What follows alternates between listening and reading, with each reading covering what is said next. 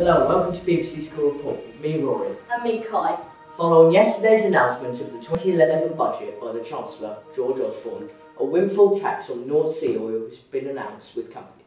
The tax, designed to save people 1p litre on fuel, will result in oil companies paying an extra £2 billion. Other announcements include a freeze on income tax. An unnamed British woman was killed yesterday after a terrorist bombing in the heart of Jerusalem. More than 25 people were injured after the bomb, which was concealed in a shopping bag, exploded at a crowded bus station during rush hour. The peace in Jerusalem may have gone up in flames, but the Israeli government is doing all they can to eliminate the terrorists and prevent further civilian casualties. More than 10 people have been killed and dozens wounded following a raid in which police opened fire on crowds protesting against the deaths of anti-government demonstrators in Dara. A witness said that there were many snipers shooting at protesters. Authorities in Syria are blaming armed gangs for the arrest. And now over to Seb with the local news where you are. Thank you, Rory. Hello and welcome to the local news from in and around Hitchin. I bet you've all skipped homework to play games like Call of Duty or Grand Theft Auto. We've been looking at the effects of computer games on young children. Today we are looking at the effects of video games on teenagers. A growing number of teens have access to games like Call of Duty, Gears of War and Grand Theft Auto. But did you know that these games have an 18 certification? A survey of almost 150 students here at Hitchin Boys School found that every student surveyed had access to a games console. Nicholas Hills, owner of the game store owner in Hitchin, said gaming has become part of our culture rather than a specialist geeky male-dominant hobby. He also said there will be cases where certain individuals have a video game habit which has become part of our culture and is affecting other areas of their lives such as school and their social life. What do students here at Hitchin Boys think of this matter?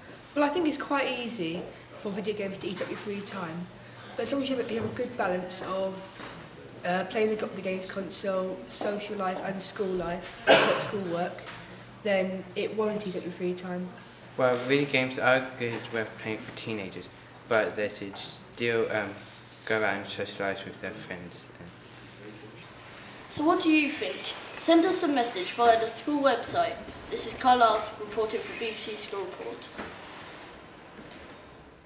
How far would you go to raise money for a once-in-a-lifetime opportunity? Would you even go as far as putting on a dress? Well, these guys did. Hi, I'm Joe, reporting for BBC School Report. On Friday the 3rd of December, the World Challenge Boys here at Hitchin Boys put on their own version of Strictly Come Dancing. I went to go and see it. Here's how I got on.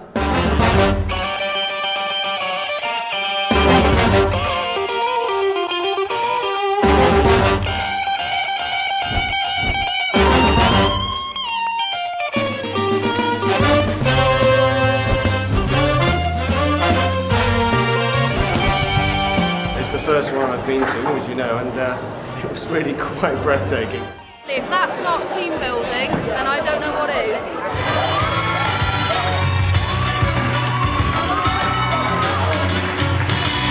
Wasn't that amazing? I've been Joe reporting for BBC School Report. Back to the studio. How sporty do you think your teacher is? Well, Rory has been to find out a few of their secrets. When you think of sport, you immediately think of Mr. Bajak or Mr. McPherson or any one of the several games teachers we have here at HBS. However, I bet you didn't know this. We've been looking at ordinary school teachers who led extraordinary sporting lives. Sarah Fox. What subject do you teach? English. I swam at the national level and I also played water polo for the women's national team for the USA. I still swim, but I haven't played water polo in about probably 3 or 4 years. I used to coach quite a bit, but my water polo days are long gone. I'm Mr. Mansfield. I teach physics. I row for City of Cambridge Rowing Club. Right. And I've been rowing for about 3 years, so it's what's called a novice rower. I'm seeking this year to gain my intermediate status, which means I have to win a race that's at a regatta in the summer. Well, so far I've won a few races on the CAM, and I've won about 4 events. Hopefully I'll have added at least one more win before I actually get to regatta season in the summer. Thank you. So, now when you think of sport, you won't just think about sports teachers. This is Rory signing out. We all know Mr. Brown as our new head teacher. Joe has been delving into his interests outside of school. Last year we interviewed Mr. Wadsworth on his impending retirement. Now we're back 1 year later to interview Mr. Brown and see how he's getting on.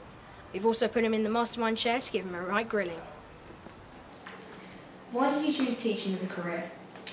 Well, it's a profession that you can make a difference to other people's lives in. Sometimes, you know, in any job it's difficult to get up in the mornings, but at least with teaching, you know you're going to do something useful with your day. Why this school?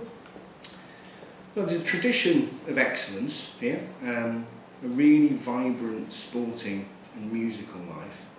It's a language specialist college, and sport, music, languages are three of the most important things in my life. So it fits very well to the way I see myself and the way I see life and how important it is. And what do you hope to achieve here? Well, even greater excellence, hopefully, nationally, internationally. I want everybody who leaves us at the end of year 13 to feel that they've achieved the best they possibly could in their time at Hitchin Boys' School. We heard a rumour that you compete in triathlons. Can you tell us a bit more about it? Well, it's not a rumour, it's true. I started in the year 2000, just after my youngest daughter was born, so I've been competing for 11 years. Although competing is probably a bit of a strong word, taking part is probably more appropriate because the top guys are far too quick for me. I did an Ironman in 2005, and I have 2 triathlons planned for this summer, trying to raise money for charity.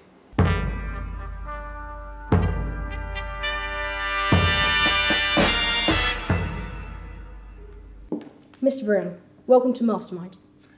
What is your favourite colour? Blue, as in blue moon. Country. Germany. Music genre. Country. Lesson at school. Physics, best teacher I ever had. Book. Bonfire of the Vanities. Author. Tom Wolfe. Film. Groundhog Day. Food. Anything by Nigella. Drink.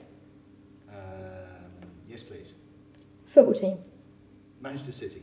And celebrity. I haven't got one. Thanks. As you know, last Friday, Hitchin Boys' School raised a staggering £3,635.89 for comic relief. Students took part in wacky races, selling cakes and other activities for a good cause. That's all from us now, back over to Rory and Kai. Now here's the weather. How are things looking? Well, mostly the same. As you may have noticed, yesterday it was the warmest day of the year, with temperatures in Durham reaching 19 degrees. Here in Hitchin today, it is a pleasant afternoon with highs of 15 and clear skies.